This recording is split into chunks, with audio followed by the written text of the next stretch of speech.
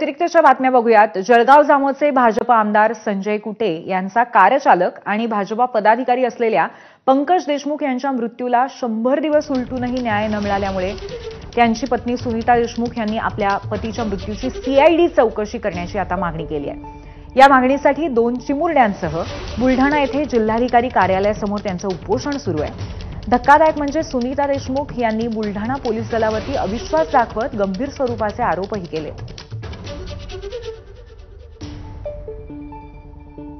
जो काही हा तपास आहे आता हा शेवटच्या टप्प्यात आलेला आहे। आता या शेवटच्या टप्प्यापर्यंत आतापर्यंतच्या जे काही तपास आहे त्याच्यामध्ये असं स्पष्ट दिसत आहे की कोणताही घातपाताचा प्रकार आतापर्यंत निष्पन्न होत नाही।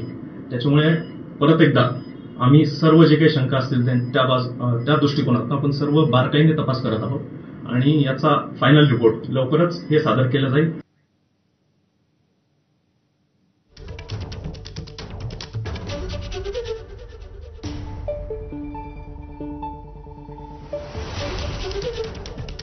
तर न्यायासाठी शेवटच्या श्वासापर्यंत लढणार असं सुनीता देशमुख यांनी एल्गार केलेलं आहे आणि त्याचबरोबर भाजपच्या 3 कार्यकर्त्यांवरती गंभीर आरोप केलेले आहेत। इतकंच नाही तर सीआयडीची स्पेशल इन्व्हेस्टिगेशन या बाबतीमध्ये व्हावी अशाही पद्धतीची मागणी त्यांनी केलेली आहे। पंकज देशमुखांच्या कुटुंबियांचं आंदोलन या न्यायासाठी पाहायला मिळालं। पत्नी सुनीता देशमुखांनी 2 चिमुरड्यांसह भर पावसामध्ये आंदोलन केलं।